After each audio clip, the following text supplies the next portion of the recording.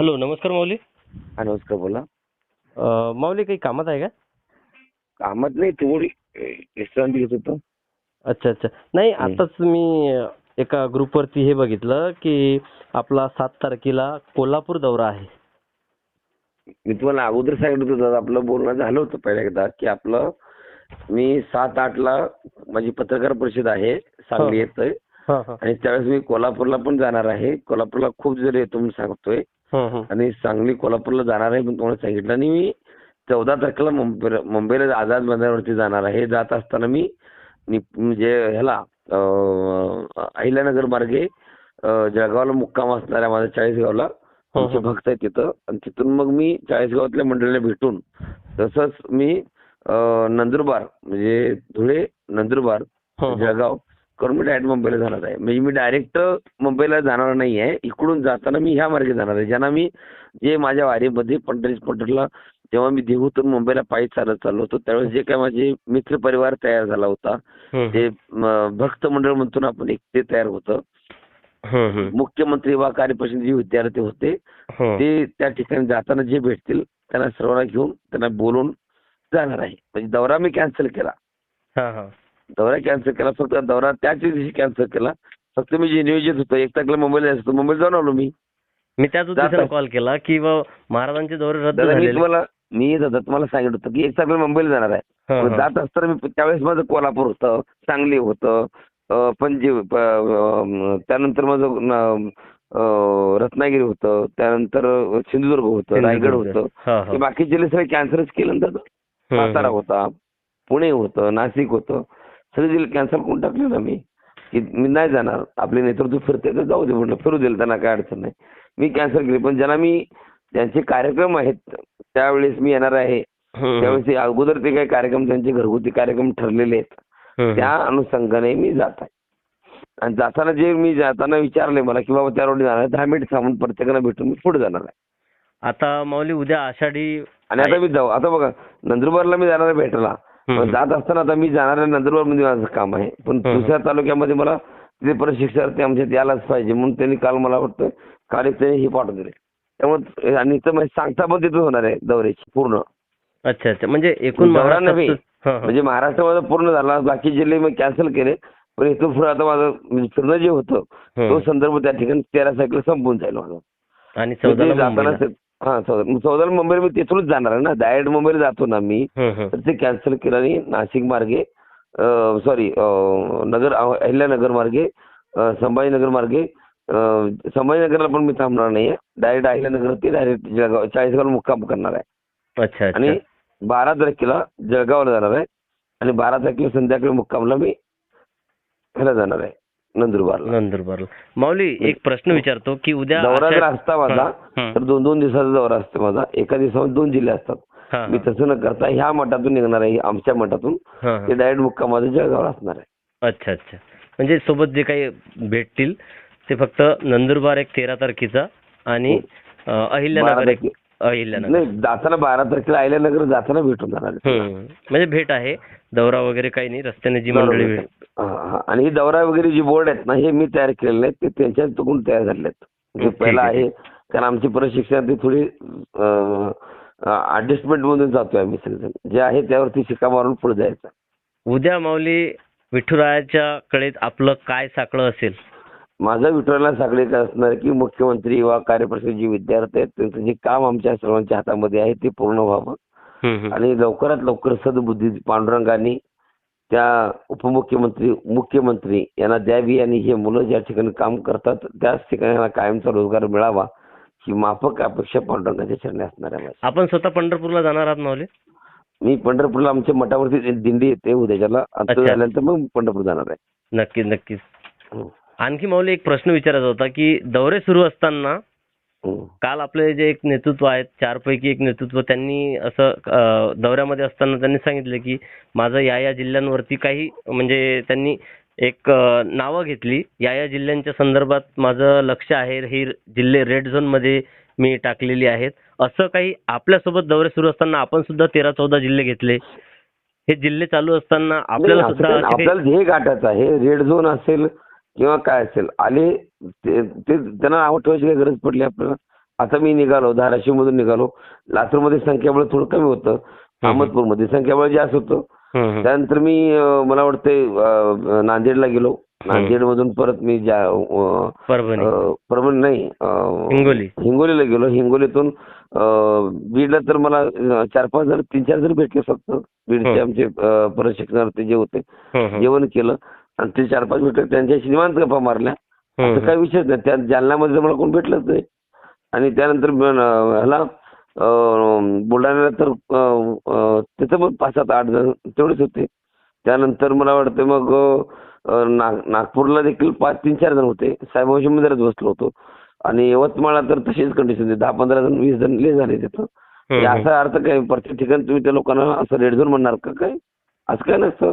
त्यांना आपण चाललेलं आहे, जात असताना ज्याला सोयीनुसार ते नाही आले म्हणून आपण पडायचं आणि गावावर रुसायचं हे काही योग्य नाही. आणि तिथं आपली जेवढी आहेत ते ठीक आहे ना, तेवढ्यावर समाधान आहे.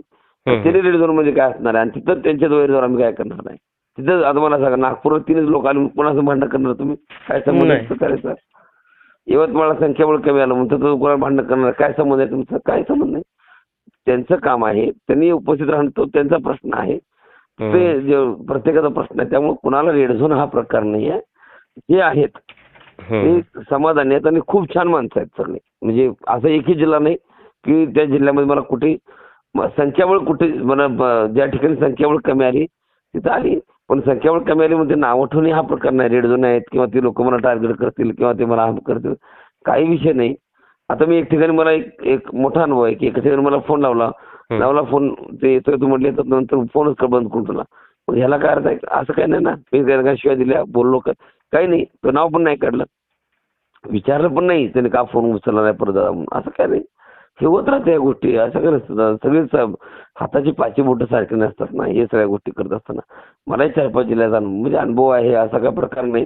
पण नाही, तो काही विषय नाही. तर समाधान आहे, काय प्रॉब्लेम नाही.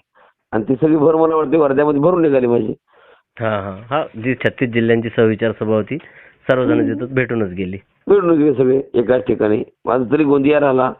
गोंदियाला मला फोनवर फोन करायला सध्या, बाबा या म्हणून. नाही, काही हरकत नाही. 14 तारखेला सर्व महाराष्ट्र. आणि तुम्हाला मी सांगू का, रेड झोन हा प्रकार मला सांगा, तुम्हाला रेड झोन तुम्ही आता मला सांगा, वाशिम कुठला जिल्हा तुमचा? अकोला जिल्हा. आता अकोला जिल्ह्यामध्ये मला सेपरेट येणं शक्य आहे का मला तिथं? मी का मग तुम्हाला वाईट म्हणावं? मला कधी जर तुमची गरज पडेल ना भविष्यामध्ये, का तुम्हाला मी नावं ठेवावं? तोंड मोकळा म्हणून काही बोलणं शक्य आहे का? काय गरज पडली आता? घरामध्ये एखादी व्यक्ती काम करत असेल ना तुमच्यात, तुम्ही जे काम करत असाल, एखादी घरामध्ये झाडू पोछा करणारी मावशी जर असेल, त्या मावशी जर चुकीचं बोललो ना आपण, ती जर निघून गेली तर आपल्याला झाडू पोछा करावा लागतो दादा. ती कामावर जर नाही आली तर लक्षात ठेवा, माणसाची किंमत करायला शिका. आहेत ना त्याला गोसा, त्याला सांभाळा. जेवढी आहेत तेवढ्या नावं कोणाला ठेवू नका. नाव ठेवल्याने माणसाला मोठंपणा मिळतो असा प्रकार नाही. तोंड मोकळा आहे म्हणून काही बोलून चालत नाही. कोणी वाईट नसतं महाराज. प्रेम द्या, प्रेम मिळून जाईल. मी कोणासंग काही खायला दिलं नाही लोकांना, केवढा मोठा खर्च केले बाकी सगळ्या लोकांनी. प्रेमाने बोलत होतो ना प्रत्येकाशी, मी रोज बोलत होतो. जेवढे पण मी गावाला गेलो ना त्या प्रत्येकाशी वाटत होतं की माझा बाबा प्रत्येकाशी कॉन्टॅक्ट आहे महाराज. तुमच्याशी बोलतो, रोज 4 वेळा फोन करतो, 3 वेळा फोन करतोय, प्रत्येक जिल्ह्याशी फोन करतोय, सगळ्याशी बोलतोय, सुख दुःख विचारतोय, कशात विचारतोय. कॉन्फरन्सवरती एका माणसाला 10 लोक घ्यायला होतो एका टायमाला. कनेक्टेड आहे ना. जे लोक सांगतात एका टायमाला 20-20 लोकांना कॉन्फरन्स, 10 लोकांना कॉन्फरन्स करायला होतो मी, बोलतो ना दादा.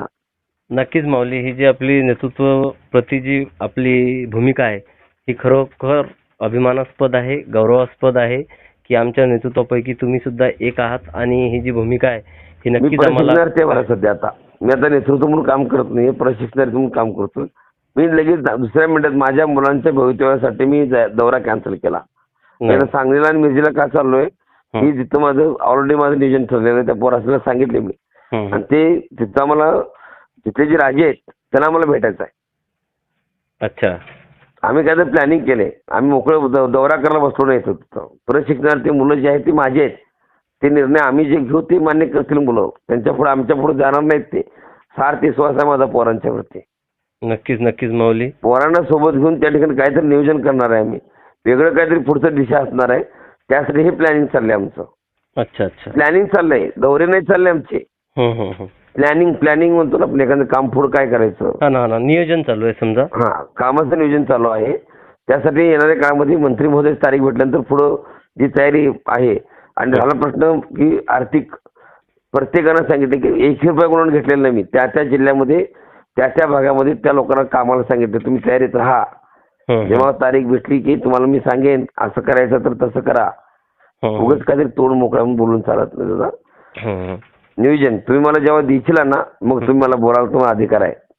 नक्कीच. मी जवळपास कुणाचे 1 रुपये घेत नाही तर मी कुणाचं बोलणं ऐकून घेणार नाही. बरोबर.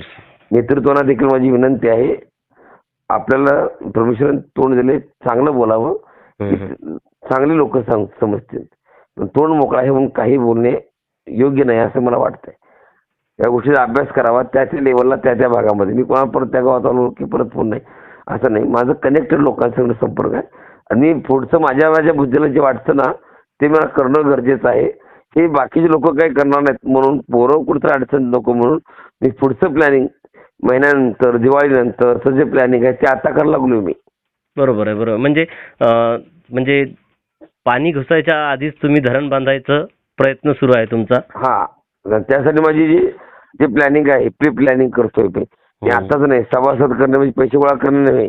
सभासद म्हणजे मी जर समजा एखादी गोष्ट ठरवली की मला इथून नागपूरमधून मुंबईला चालत जायचं आहे, माणसं संख्येमुळे नको माझ्याकडं.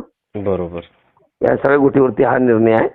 त्यामुळं येणाऱ्या काळामध्ये शांत आणि संयमी पद्धतीचं आंदोलनाच्या दृष्टिकोनातून हे माझा छोटासा प्रयत्न आहे आणि तो प्रयत्न येणाऱ्या काळामध्ये तोच मोठा उपयोगाला पडेल असे त्या ठिकाणी वाटतंय.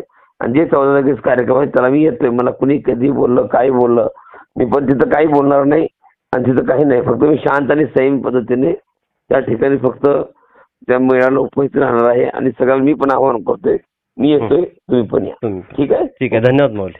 ओके.